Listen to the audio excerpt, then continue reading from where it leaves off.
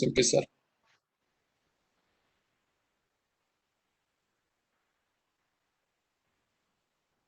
Sí,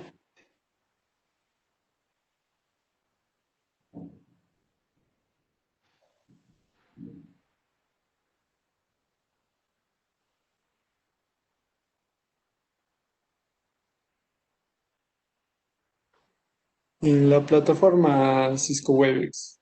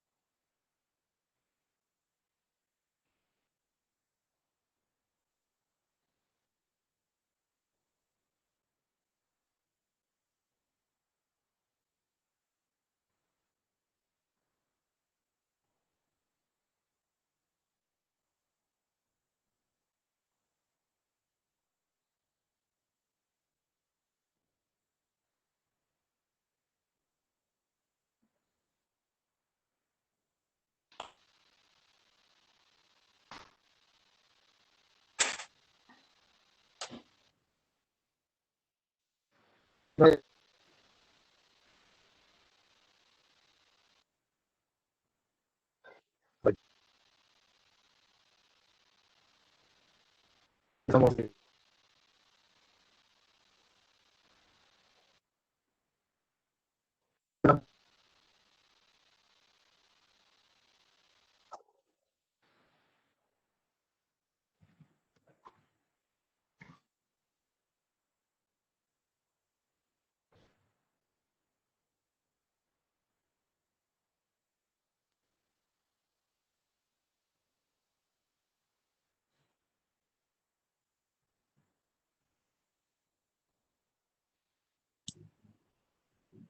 ¿Qué ingeniero Roger ya puede empezar?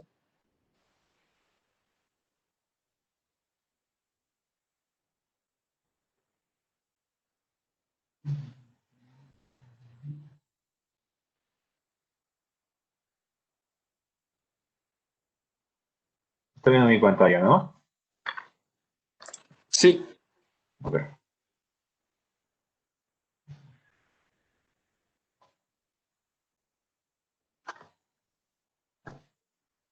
Bueno, buenos días con los presentes nuevamente. Vamos a continuar con esta ponencia de visión por computadora, seguir en nuestra última sesión. Y vamos a continuar con lo que habíamos dejado ayer, con la parte de instrucción de características, y también vamos a tocar hoy día algo de tópicos avanzados. ¿Sí? Como saben, la parte de visión por computadora es bastante amplia, así que voy a tocar solo un par de temas. Bueno, ayer nos quedamos en el tema de eh, detección de bordes y ahora vamos a pasar a lo que es detección de formas. ¿Sí? Bueno, como sabemos, una característica de los objetos en un entorno son también las formas. ¿Sí? Forma circular, cuadrada, triangular, entre otros, ¿no? Entonces, como característica para extraer de un objeto también podemos extraer su forma. Y esa forma la podemos usar posteriormente para otro tipo de procesamiento, ¿no? Ahora, existen diferentes métodos para extraer formas en la literatura de visión por computadora.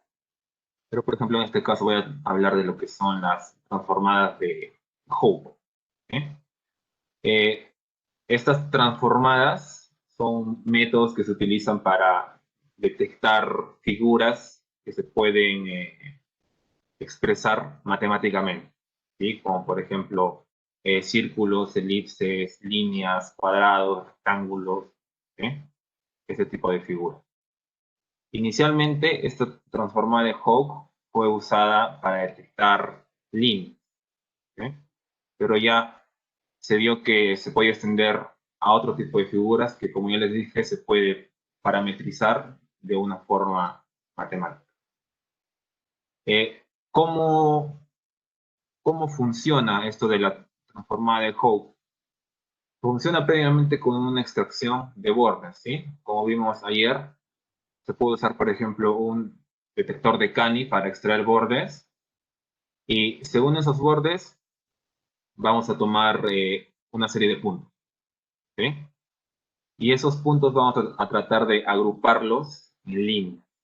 Entonces, lo que hace la transformada de Hopf es agrupar puntos colineares, por así decirlo, para que me formen línea.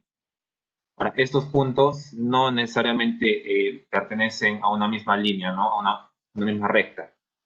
Porque, por ejemplo, no sé, la imagen puede tener demasiado ruido, entonces lo que hace la transformada de Hopf es tratar de minimizar la diferencia entre esos puntos colineares para encontrar líneas. Y después de esas líneas se puede encontrar, por ejemplo, cuadrados, rectángulos. Y también pasa eh, lo mismo con una transformada de Hopf para encontrar círculos, para encontrar elipses, ¿sí? Donde los parámetros, por ejemplo, serían el radio, entre otros. También tenemos lo que es para detectar formas, en este apartado también lo que se llaman los puntos de fuga. ¿Sí? Bueno, yo creo que todos sabemos que es un punto de fuga. Tenemos una imagen, bueno, un entorno, una escena donde tengamos dos líneas en paralelo y estas líneas en paralelo cuando están en perspectiva se juntan en el horizonte y se juntan en un punto de fuga. ¿Sí? Entonces eso se llama un punto de fuga. ¿Sí? Ahora, múltiples conjuntos de líneas paralelas, o sea, múltiples líneas paralelas en un entorno real, cuando estén en perspectiva, se van a juntar en un mismo punto de fuga. ¿Sí? Como vamos acá en este caso, por ejemplo, vemos que este puerto tiene las líneas, ¿no? De los maderos, ¿no? Entonces, en algún punto en el horizonte se van a juntar y eso va a ser el punto de fuga. ¿Sí? Como vemos, esta imagen está en perspectiva. Igual la imagen de acá, vemos que los pilares están también en perspectiva. Bueno, están también de una manera paralela, ¿sí? Algunas partes de los pilares están de una manera paralela. Entonces, estos pilares estar de manera paralela van a juntarse en un punto de fuga, ¿ok? Que puede estar tanto dentro como fuera de la imagen. Eh, si es que unimos, por ejemplo, dos puntos de fuga, por ejemplo, acá tenemos un punto de fuga y acá tenemos otro punto de fuga fuera de la imagen también, ¿sí? Si unimos dos puntos de fuga, vamos a tener algo que se llama línea de fuga. ¿Eh? Igual, si tenemos líneas paralelas verticales, entonces va a haber también un punto de fuga vertical.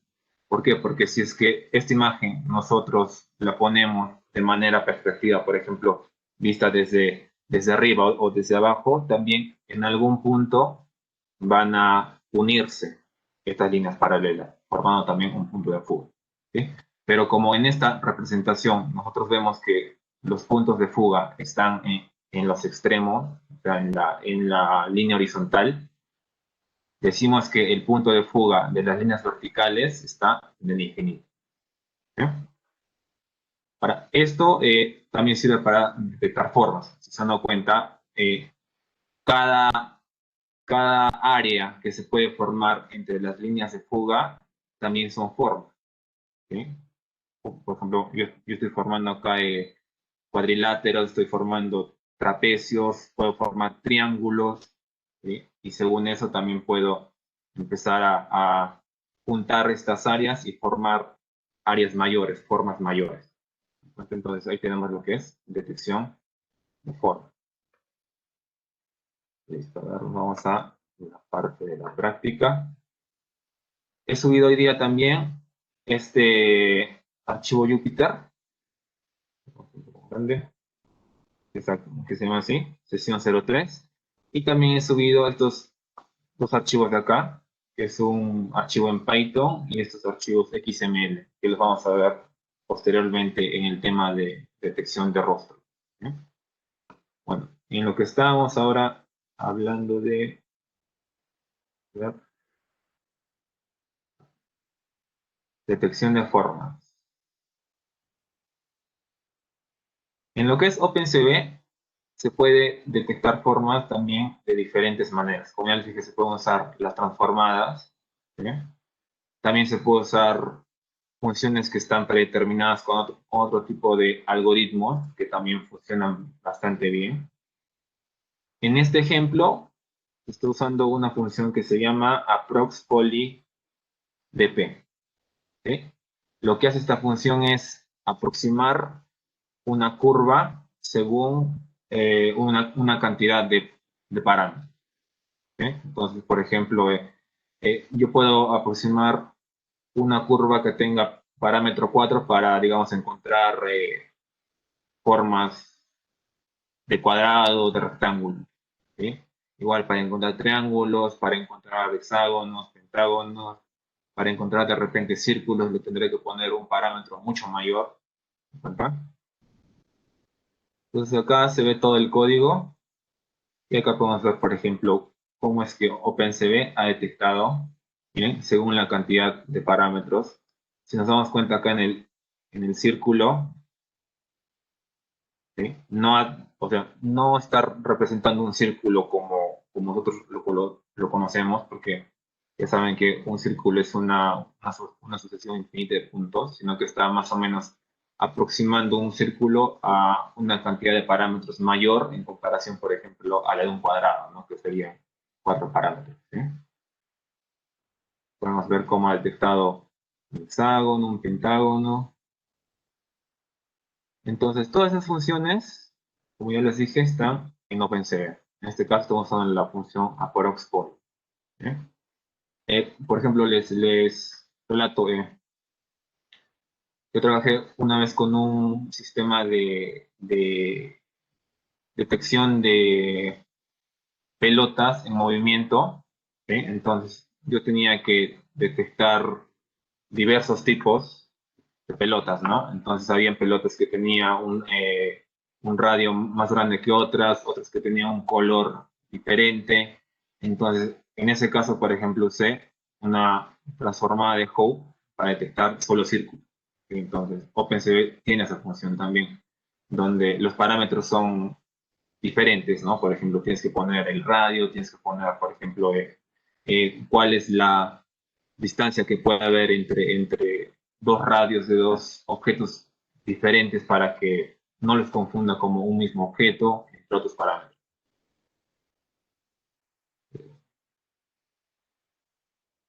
Ahora continuemos. A ver, en el tema de extracción de características, ya un tema más avanzado, es la detección de puntos de interés. ¿Sí? Esto ya viene ya, bueno, esto es como que la base para algoritmos mucho más pesados. Por ejemplo, cuando este algoritmo fue propuesto inicialmente, ya se podía hablar de lo que es detección de objetos, pero por ejemplo, vistos desde una diferente perspectiva, o de repente, no sé, le tomaron una foto a ese objeto desde arriba, o de repente le tomaron una foto a ese objeto con muy poca iluminación. ¿Se dan cuenta? O sea, son cambios un poco más drásticos, por así decirlo, que las otras características no las tienen siempre en cuenta. Por ejemplo, si yo le tomo una foto a una caja, una foto de frente y una foto desde arriba, y yo quiero comparar si la misma foto de la caja tomada de frente es igual a la misma foto de la caja tomada de arriba, si ambas cajas son iguales, mejor dicho, entonces, si yo, por ejemplo, uso una extracción de formas, me va a decir que no. ¿Por qué? Porque yo al tomar la foto de frente voy a percibir que la caja tiene una forma cuadrangular, ¿sí? En cambio, si yo tomo la foto de arriba, voy a percibir que la caja va a tener una forma de repente, no sé, en forma de paralelogramo. ¿Se dan cuenta? Entonces, esa detección de formas no me va a servir, por ejemplo, en ese tipo de fotos, ¿no? En esa variación de características, ¿sí? De los objetos en imagen. Entonces, para ello aparecieron estos algoritmos que son los algoritmos de detección de puntos de interés. Y el más famoso, porque fue el primero, es el algoritmo SIF, que significa Scale Invariant Feature Transform, ¿sí? Es una transformación de características invariantes a escala, ¿sí? Bueno, como dice acá, es un método para extraer puntos característicos invariantes y distintivos de una imagen, que pueden ser usados para mejorar la correspondencia entre dos vistas diferentes de un objeto o escena, ¿sí?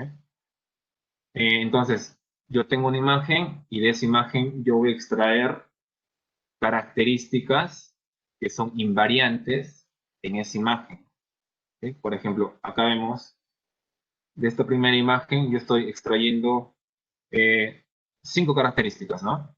¿Sí? Que el algoritmo ha considerado que son invariantes en esa imagen, ¿sí? Que son invariantes ¿a qué? A escala, o sea que si yo le hago un zoom in o un zoom out, se va a seguir conservando esa característica en esta imagen. Invariante a traslación. Si supongamos yo muevo el objeto de su posición original, obviamente esa característica se va a seguir conservando, ¿sí? Invariante también a rotación. Si yo saco la foto de este carrito, pero de manera de repente un poco rotada, entonces la característica que ha encontrado este algoritmo se va a seguir conservando, ¿sí? Y también es parcialmente invariante a cambios de iluminación. Si yo de repente le enciendo un foco, ¿no? Un foco de luz cerca, o de repente apago la luz un poco, entonces algunas características todavía se van a conservar cuando yo lo compare con otra foto de este mismo objeto, ¿sí? Acá vemos, ¿no? De este carrito se han encontrado unas características que el algoritmo los considera invariantes, ¿sí? Como este es un vector característico. Bueno, acá solo están representados 5. Se pueden encontrar bastantes puntos característicos, key points, se le llama, ¿sí? Y al hacer la comparación con otra imagen, donde está ese mismo objeto, pero en diferente escala, rotación, traslación, el algoritmo va a encontrar esos mismos puntos característicos, ¿sí? Y con eso se va a poder, por ejemplo, detectar un objeto en otra imagen. Entonces, de ahí empezó la idea, por ejemplo, inicial de detección de objetos, ¿sí? Este algoritmo tiene, bueno, varias etapas. Una de ellas es la detección de extremos en escala de espacio. Para ello se usó eh, diferencias gaussianas, ¿sí? También acá se usan series de Taylor, ¿sí? Se usa lo que son gradientes para, por ejemplo, ver el tema de el ángulo de las rotaciones, ¿sí? Entonces, todo este conjunto de pasos forman parte del algoritmo de SIF, ¿sí? Este algoritmo fue propuesto en el año 99 y fue publicado en el año 2004, si no me equivoco, ¿sí? Y cuando fue publicado, bueno, hasta ahora, por ejemplo, yo estaba haciendo una época también así, una investigación con este algoritmo y vi que este algoritmo estaba referenciado aproximadamente en 20.000 papers. Así que imagínense el choque científico, ¿no? Que tuvo este algoritmo para que sea referenciado en 20.000 papers, ¿verdad? Así que en esta época y hasta ahora sigue siendo todavía un algoritmo bastante referenciado. Hay también otros algoritmos que hacen este mismo proceso de extracción de características. Por ejemplo, después del SIF surgieron algoritmos mejorados, porque SIF, por ejemplo, tenía la desventaja, por así decirlo, de que bueno, consumía bastante CPU, ¿sí? A veces era, bueno, dependiendo también del tipo de imagen, era un poco lento, ¿sí? Entonces, surgieron algoritmos, por ejemplo, como Lazy, como RB, como Akase. Por ejemplo, una desventaja de SIF es que, bueno, la versión original de SIF no puede ser usada en video en tiempo real, por ejemplo, ¿no? Porque como el procesamiento es bastante costoso, entonces en tiempo real no voy a poder examinar fotograma por fotograma esperando a que me encuentre esos puntos de interés, ¿no? Entonces va a ser bastante lento. En cambio, este algoritmo que se llama ACASE sí funciona para hacer detección de puntos de interés en tiempo real, ¿sí? Pero a comparación de SIF, SIF es más preciso en encontrar puntos de interés. Encuentra mayores puntos de interés que ACASE, pero ACASE es más rápido de repente, ¿verdad? Acá, por ejemplo, unas comparaciones entre diversos algoritmos. En este caso están comparando los algoritmos de acuerdo a la variabilidad de la escala. ¿Sí? Vemos acá, por ejemplo, que algoritmos como SIFT son mejores en cuanto la imagen se escala a mayor tamaño. ¿Verdad? Entonces, SIFT tiene todavía esa ventaja. Pero, por ejemplo, en el tiempo de detección de esos puntos, SIFT tiene un tiempo de detección mucho mayor. Por ejemplo, que esto es 400, bueno, será unos 500 milisegundos. Es mucho tiempo en comparación, por ejemplo, con este que se llama FAST, ¿no? Que de repente será unos 20 milisegundos. O sea, FAST es mucho más rápido. Bueno, el tiempo de detección de FAST es mucho más rápido que el tiempo de detección de SIFT, ¿verdad? Entonces, dependiendo de cuál es el propósito de nuestro proyecto, podemos optar por uno u otro algoritmo de detección de puntos característicos. ¿Sí? Si nosotros queremos rapidez, de repente para usarlo en un video en tiempo real, podemos optar por algoritmos como FAS, como Akase, pero si de repente nosotros queremos precisión, sí podemos optar por algoritmos como SIF, como FUR. Listo, ahora vamos a ver. Ya, acá tenemos.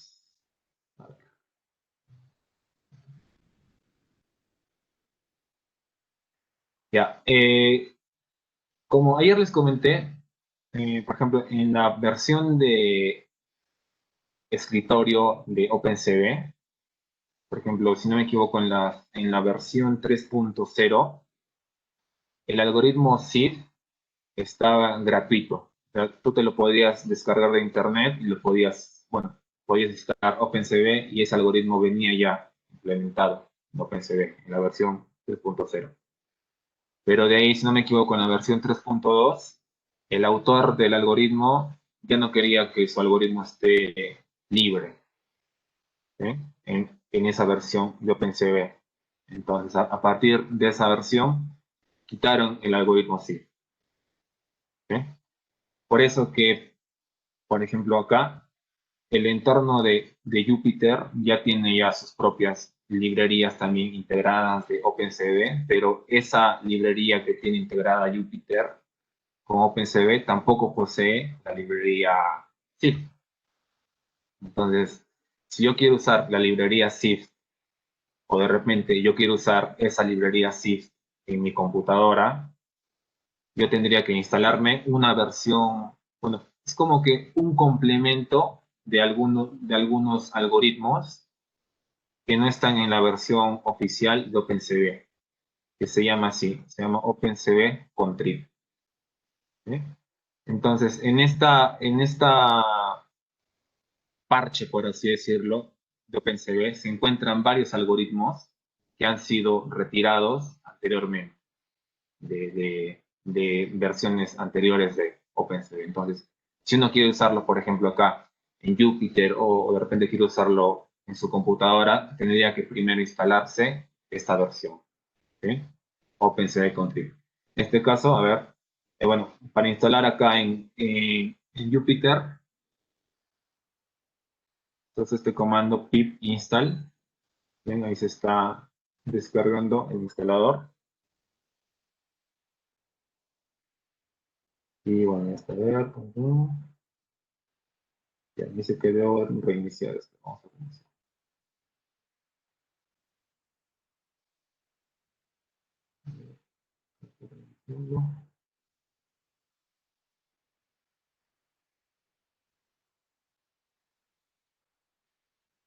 Ya estoy, ya listo. Ya instalé de esa manera OpenCV Contrib, que tiene el algoritmo SIG. ¿Eh? A ver, acá tenemos.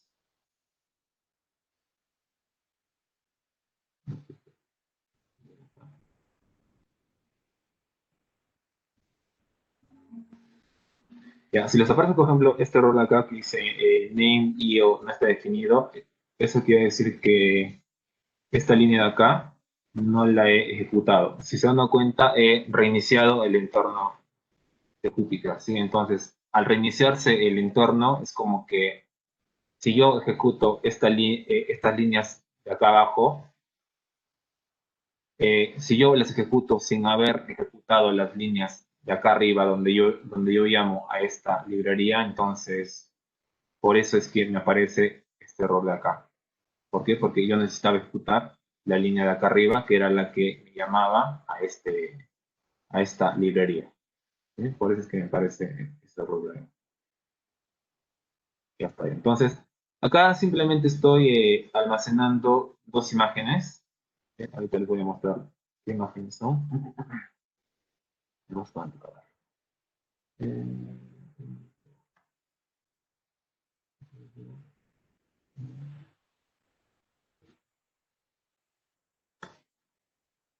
Ya, una imagen es esta de acá, ¿sí? Y la otra imagen va a ser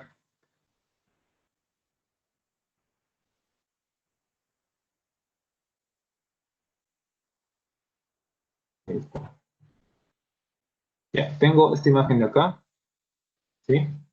Y tengo esta otra imagen que es, si se dan cuenta, es de el mismo escenario, por así decirlo, el mismo paisaje, pero tomado de diferentes lados, ¿sí?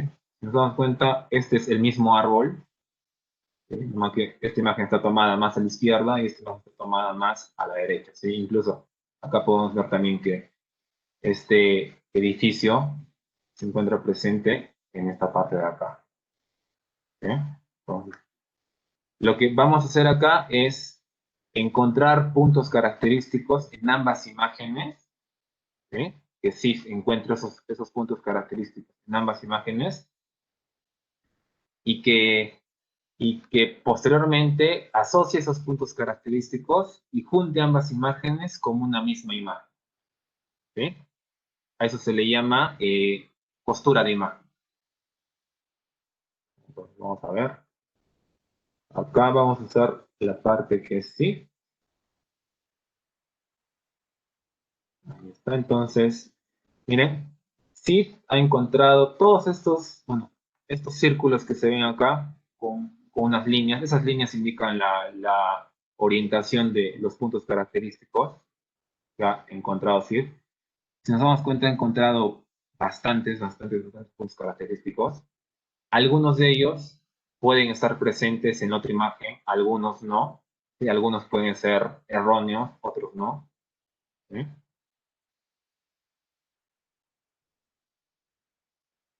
Y acá, por ejemplo, vamos a... Acá está emparejando el algoritmo en ambas imágenes, está emparejando qué puntos característicos considera que son iguales. ¿Sí? Por ejemplo, si nos damos cuenta, los puntos que están acá en el árbol sí son iguales. ¿Sí? Muchos de estos puntos sí son iguales. En cambio, otros no tienen nada que ver. Por ejemplo, por acá arriba me está lanzando un punto que se encuentra en este tejado, el tejado de la imagen de la derecha, y lo está lanzando, por ejemplo, a largo. Ese punto no tiene nada que ver, ¿cuenta? Entonces, va a haber bastantes puntos candidatos en ambas imágenes y este emparejamiento se va a hacer mediante esta función de, ¿dónde está? Esta función de acá, que es una función de emparejamiento según distancia entre esos puntos que ha encontrado el algoritmo SIG. ¿Sí? Este algoritmo de repente algunos lo conocen, es el KNN, es el vecino más cercano, ¿sí? El K vecino más cercano, K nearest neighbor, ¿no? Y después de encontrar qué puntos sí son correspondientes en ambas imágenes, acá encuentro algo que se llama homografía, ¿sí? Que es una correspondencia de cuáles puntos tienen mayor cercanía en ambas imágenes. Después de hacer eso, se superponen las imágenes, se cosen las imágenes. ¿Se dan cuenta? Yo tengo acá ambas imágenes y he cosido las imágenes gracias a que he encontrado puntos característicos y esos puntos característicos han hecho que mi imagen de la derecha bueno, mediante transformaciones lineales, por ejemplo, puede haber una rotación, una traslación, esta imagen de la derecha se adapte a la imagen de la izquierda, se acomoda, se, se cosa, por así decirlo, ¿no? Entonces, esto en visión por computadora se le llama costura de imágenes, image stitching. Se le llama, ¿sí? Entonces, ahí vemos uno de los usos de el algoritmo SIG, detección de puntos. Detección de puntos para costuras de imagen. Esto mismo se usa, por ejemplo, bueno, ahora ya se usan otro tipo de algoritmos ya. Pero, por ejemplo, cuando se sacaban esas fotos panorámicas, ¿sí? Si se dan cuenta, esas fotos panorámicas son, bueno, es una serie de fotos que están tomadas de distintos lugares, ¿no? Distintas posiciones, ¿sí? Entonces, en todo ese conjunto de fotos se encuentran puntos característicos y se empiezan a juntar esas fotos, ¿no? Para formar una foto más grande, ¿sí? Una foto panorámica. Ahí, por ejemplo, también se usan estos algoritmos de búsqueda de puntos característicos. Y ahora vamos a pasar a la parte final, que es tópicos avanzados. Bueno, vamos a hablar de detección de objetos. Bueno, como ya les comenté, lo que es visión por computadora es un campo bastante amplio, ¿sí? Es un campo interdisciplinario. Eh, puede ser, bueno, se puede usar, como les dije, en medicina, en entretenimiento, en el deporte, ¿sí? Y, pero ya saben que este campo todavía sigue en desarrollo porque bueno, hay todavía bastantes errores. Lo que quiere la visión es, la visión por computadora es imitar la visión humana, pero ustedes saben que nuestra visión humana es más nata, ¿sí? Igual por la experiencia que uno adquiere por años, mejora nuestra percepción de la visión. Entonces, con el avance del tiempo, la visión por computadora obviamente va a seguir también avanzando, ¿sí? Uno de los tópicos que está de moda también por este tiempo es el campo de la detección de objetos. ¿Por qué está de moda? Porque eh, ahora con estos servidores NVIDIA, con los servidores en la nube donde uno puede hacer el entrenamiento de estas redes neuronales o redes profundas con una cantidad enorme de datos, al tener uno la facilidad de hacer esto, entonces los algoritmos pueden mejorar en detectar, por ejemplo, objetos diferentes, ¿no? Por ejemplo, yo puedo tener, no sé, 5 millones de imágenes de carros de diferentes tipos, de diferentes marcas. Entonces, con una máquina de estas, yo puedo entrenar mi red y mi red puede funcionar mejor que repente a lo que pudo haber pasado hace 10 años, ¿no? Que era bastante difícil. ¿Sí? Entonces, la detección de objetos es la tecnología de visión por computadora donde se trata de detectar casos de objetos semánticos. ¿Sí? Cuando se habla de semántica es que un objeto ya no es, por ejemplo, solo un cuadrado, ya no es solo de repente un círculo, sino ahora es un conjunto de varias zonas, de varias áreas. ¿Sí? Por ejemplo, un carro comprende una ventana, comprende llantas, comprende de repente placa. Entonces, todo eso, toda esa información semántica forma parte de un mismo objeto. ¿Sí? Ahí viene la complejidad de la detección de objetos. ¿Sí? Bueno, ámbitos que están bastante desarrollados son la detección de rostros, la detección de personas, por ejemplo. ¿Sí? Y bueno, sirve como pasos previos para otro tipo de procesos como el conteo de objetos, la ubicación de los objetos en la escena, el seguimiento de objetos, que es el object tracking. Y vamos a ver un ejemplo acá. OpenCV también tiene su propio detector, bueno, su propio detector de objetos, bueno, que es un clasificador de cascadas, se le llama, ¿sí? Donde uno puede entrenar según una cantidad de imágenes, puede entrenar un clasificador y mediante ese clasificador yo puedo encontrar un determinado objeto en una imagen, ¿no? Una imagen nueva que yo le doy a la computadora. Por ejemplo, acá vamos a hacer el caso de detección de rostro. ¿Sí? Yo estoy dando acá una imagen. Oh, ya.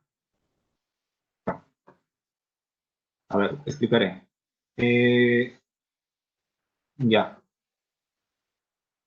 Como yo tengo que, bueno, como OpenCV me da la opción de que yo pueda entrenar un clasificador, yo tengo que almacenar estos datos de entrenamiento en un archivo. ¿Sí? Para que cuando yo quiera posteriormente detectar rostros o detectar de repente otro objeto en una imagen diferente, basándose en los datos que están almacenados en ese modelo preentrenado, por así decirlo, me pueda detectar el objeto en otra imagen. Entonces, en este caso ya existen archivos que han sido preentrenados anteriormente. Por ejemplo, acá hay uno que se llama Hard Cascade Frontal Face, que es para detectar rostros, y acá otro que se llama Hard Cascade Ace, que es para detectar O.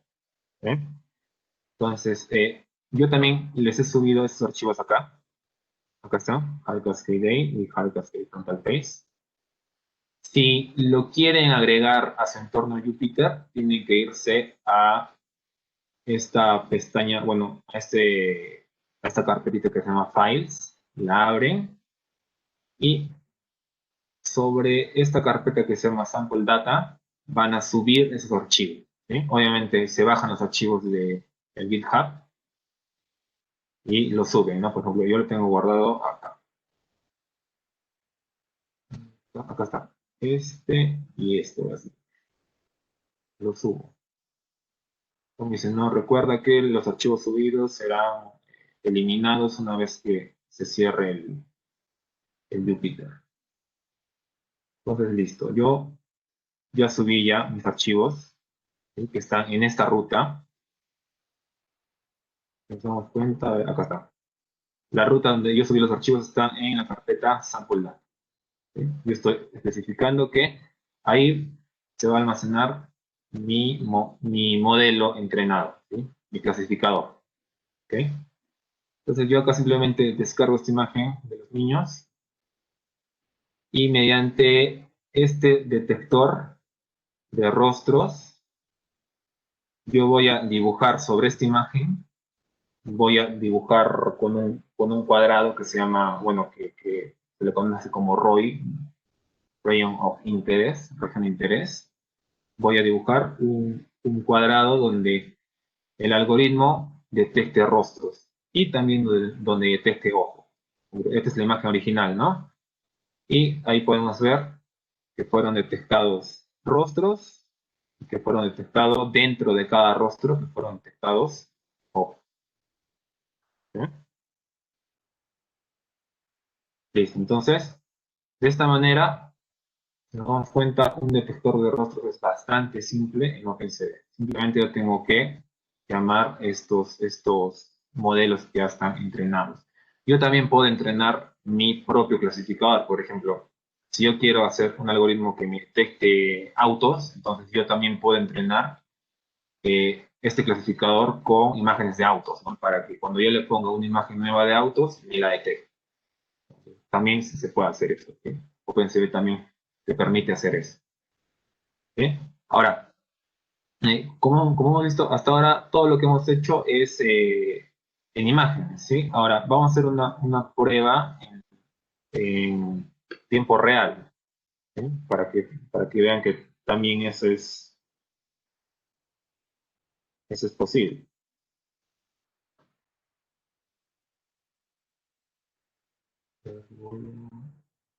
Voy a parar un rato mi video. Ya está.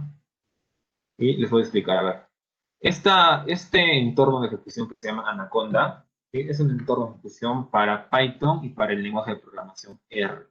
¿Sí? ¿Para qué me sirve este entorno de programación? Yo puedo acá crear diferentes entornos donde yo puedo instalar tal vez diferentes versiones de Python, diferentes versiones de repente algún framework para aprendizaje profundo, para machine learning, y yo los puedo usar independientemente, ¿sí?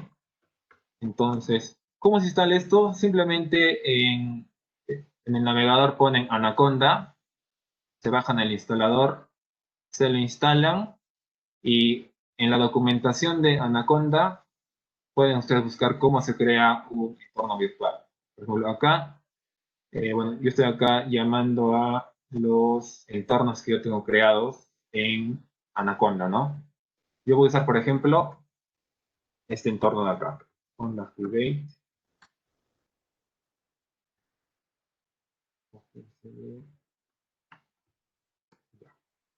Por ejemplo, miren, ahora yo estoy en un entorno donde yo he instalado OpenCV 4.4. De repente, ustedes pueden crear otro entorno donde necesiten instalar OpenCV de repente una versión menor, ¿no? O de repente encuentran por ahí un código que les pide como requisitos algunas versiones específicas de algún framework, de alguna librería. Entonces, ustedes pueden usar para eso Anaconda, ¿sí? Para crear diferentes entornos de ejecución. Y acá vamos a probar a ver. Esto ya está. Acá. Miren, en mi carpeta D también tengo, ¿dónde está? Este archivo,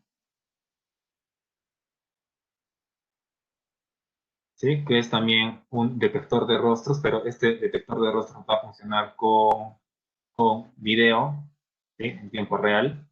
Yo le estoy asignando esta función de OpenCV también, ¿sí? Que me captura video desde mi cámara cero. Si yo tuviera varias cámaras conectadas en mi computadora, yo puedo variar uno, dos, tres, ¿no? Entonces, mi cámara cero es la cámara que viene por defecto en la computadora. Y de la misma manera, acá yo estoy cargando mis modelos entrenados que se encuentran en la misma carpeta, ¿sí? Que están por acá y por acá.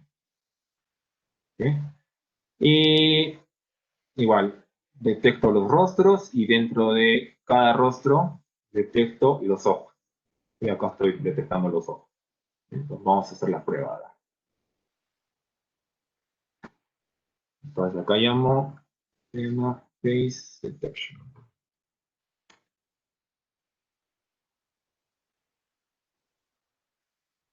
A ver,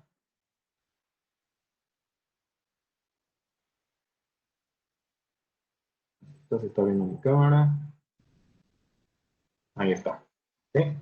Si podemos ver, la parte de la cara me detecta bien, pero la parte de los ojos me detecta terrible. ¿sí? Incluso detecta como que mi cara también la detecta como un ojo, mis fosas nasales como un ojo, el centro de mis lentes como un ojo también, ¿sí? Me saco de los lentes, me detecta algo mejor, ¿sí? Pero a ver, ¿por qué, por ejemplo, acá me está detectando un poco mal el tema de los ojos? Uno puede ser, por ejemplo, que mi cámara tiene poca resolución a comparación de la imagen que vemos de los niños, que es una imagen a mayor resolución. Acá puede ser un tema de esto, ¿no? De que mi cámara tenga una resolución diferente. Otro tema puede ser que, por ejemplo, este,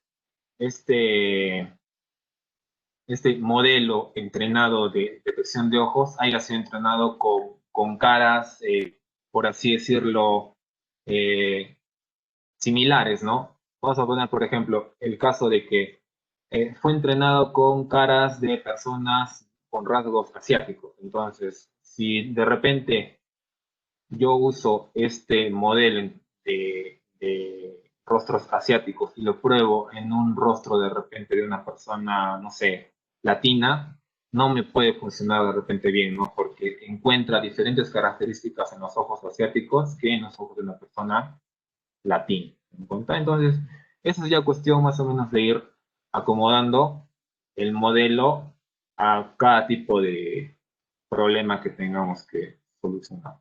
Entonces, si se dan cuenta, funciona también en tiempo real. ¿Sí? Listo. Y a ver, para finalizar,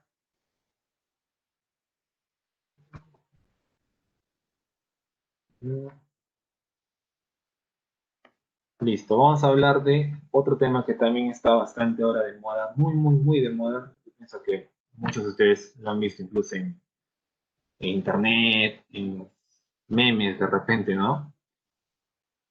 A ver, esto se llama, son las redes generativas adversarias, ¿sí? Lo que se llaman las GANs, las Generative Adversarial Network, ¿sí? Estas redes, ¿sí? Que ya son ya un tema de aprendizaje profundo, ¿sí? Con visión por computadora, nos permiten generar imágenes que parezcan reales. ¿Sí? De repente por ahí alguien ha leído algún artículo de que han logrado generar imágenes con rostros de personas, pero esos rostros en realidad no existen, ¿no? Pues, ¿cómo se pudo haber hecho eso? ¿No? Entonces han generado rostros irreales, pero que uno a simple vista lo consideraría como real. ¿Sí? ¿Esto cómo se logra? Aquí es ya puro tema de redes, redes profundas. ¿Sí? Acá existen dos redes, una red generadora y una red discriminadora, y consiste en que ambas redes empiezan a competir. ¿Sí? La red discriminadora posee una base de datos de imágenes reales. Por ejemplo, en este caso, ¿no? Tenemos una base de datos de rostros de gato, ¿no? ¿Sí? Y lo que vamos a hacer es tratar de generar un rostro de gato nuevo que no se encuentre en esta base de datos. ¿Sí? Entonces, para ello, eh, la red discriminadora tiene que discriminar que si la imagen generada por la red generadora es una imagen real, o sea, una imagen que pertenece a el rostro de un gato, a la cara de un gato, o no. ¿Sí? Entonces, ahí van compitiendo. ¿Compitiendo en qué sentido? En que el generador en cada ciclo va refinando mejor ese rostro de gato. ¿Sí? Porque inicialmente se manda una imagen con bastante ruido, ¿no? Entonces, en cada ciclo, ese ruido se va como que adaptando, por así decirlo. Va haciéndose en forma de rostro de gato. ¿Sí? Y eso, ¿por qué ocurre? Porque el discriminador en cada ciclo también se va dando cuenta de que ese rostro de gato puede ser o no puede ser rostro de gato. Entonces, cada vez que diga que este no es un rostro de gato, el generador trata de mejorar el rostro de gato. ¿Sí? Y a la vez el discriminador también se da cuenta cuando no es un rostro de gato. Entonces también se va afinando el discriminador. ¿Y cuándo termina acá este entrenamiento? cuando el generador logra engañar al discriminador. O sea, cuando el generador genera un rostro totalmente nuevo, totalmente, o sea, que nunca ha sido visto en la base de datos, un rostro nuevo que logre engañar al discriminador. Ahí se habrá generado una imagen que parece real. Entonces, ese es el tema de las GAN. ¿Sí? ¿Y esto en qué lo podemos ver?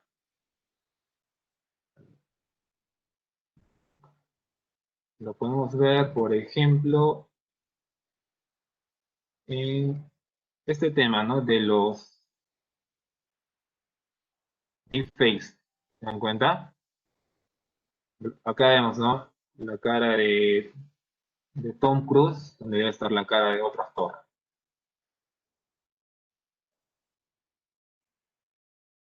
Va, por ejemplo, el rostro de Stallone, el rostro de Schwarzenegger, ¿sí?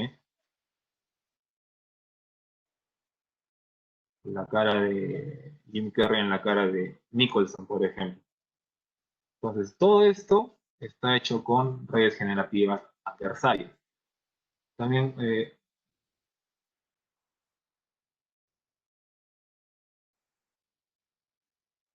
tenemos este caso acá también que me pareció súper importante, que fue un artículo presentado el año pasado, donde uno podía generar video nuevo, ¿sí? En base a algunas pocas imágenes de entrenamiento, ¿no?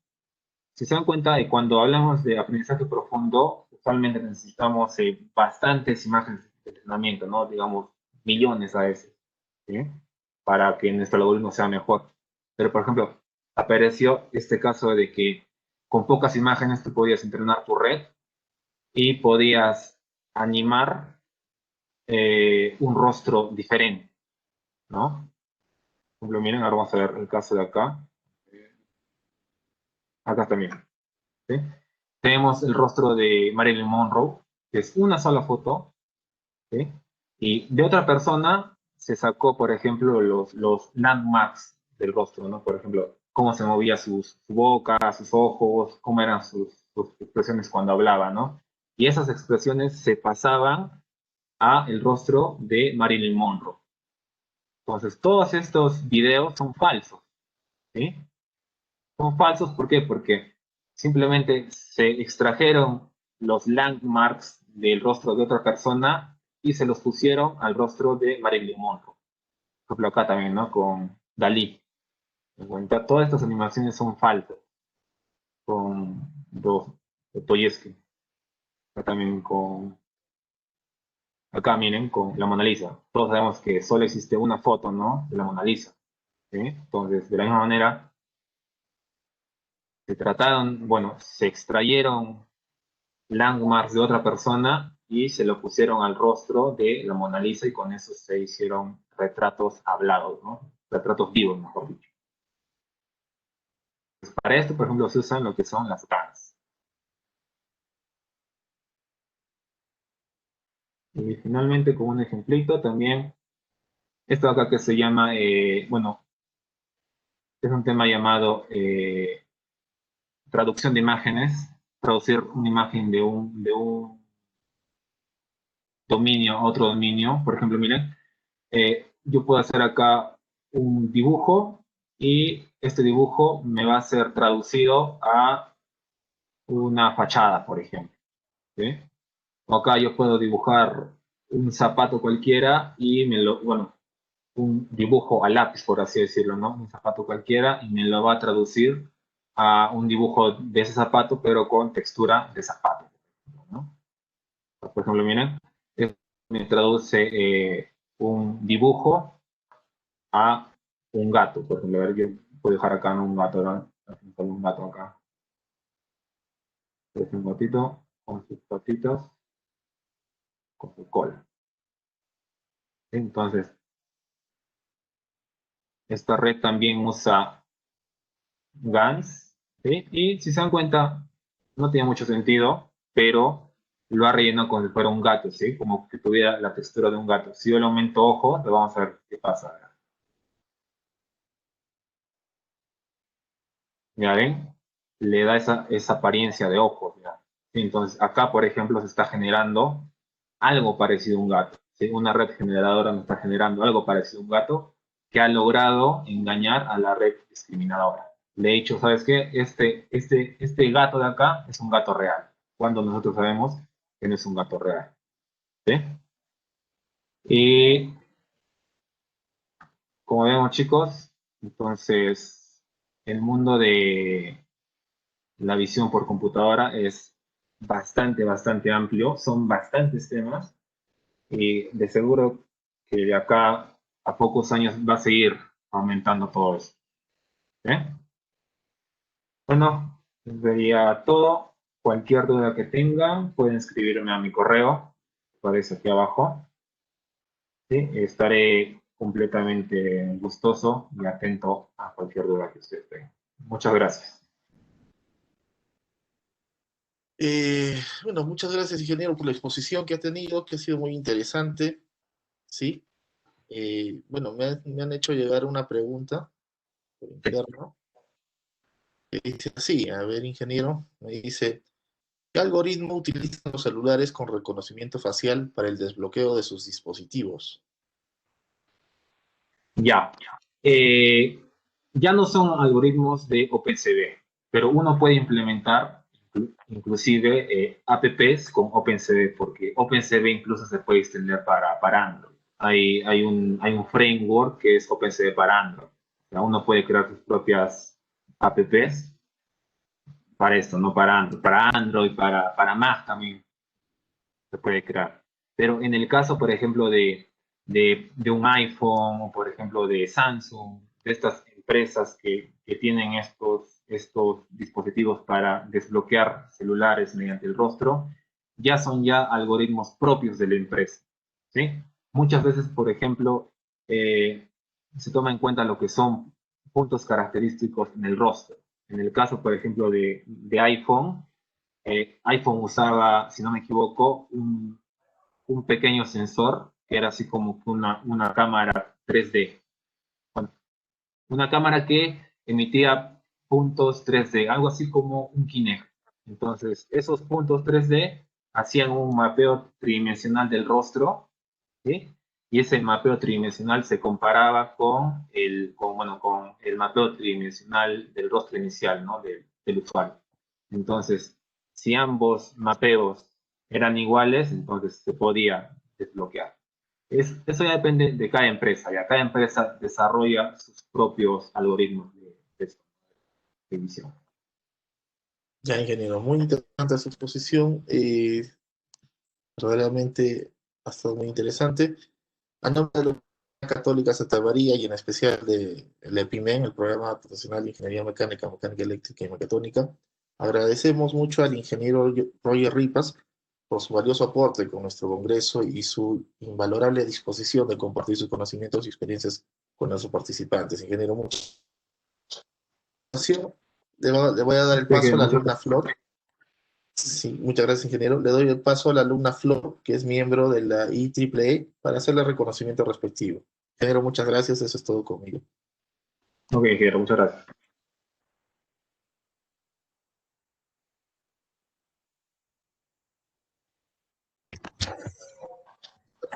Ingeniero Roger, buenos días. Muchas gracias por su presencia estos 3 días en el taller brindado. A continuación, le otorgo el certificado a nombre de la universidad, otorgado al ingeniero Roger Dante Ripas Mamani por haber participado en el 12º Congreso Internacional Ingeniería e Investigación de la Escuela Profesional de Ingeniería Mecánica, Mecánica Eléctrica y Mecatrónica, en calidad de ponente, desarrollado los días 2, 3 y 4 de diciembre del 2020 en su modalidad virtual. Firmado por el magíster Oswaldo René Rodríguez Salazar, decano de la Facultad de Ciencias e Ingenierías Físicas y Formales, por el doctor Carlos Alberto Gordillo Andía, director de la Escuela Profesional de Ingeniería Mecánica, Mecánica Eléctrica y Mecatrónica, y por el doctor Juan Carlos Valdés Loaiza, presidente del 12º Congreso Internacional de la EPIMEM. Muchísimas gracias, ingeniero. Y a continuación, prendemos nuestra cámara para tomar la foto respectiva. A ustedes, muchas gracias.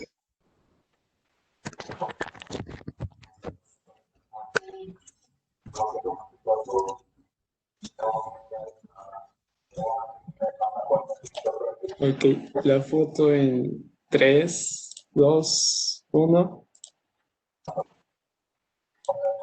Genial, ya está. Otra vez, Ok. ingeniero Roger Ripas, muchas gracias por el taller que nos ha brindado durante estos 3 días.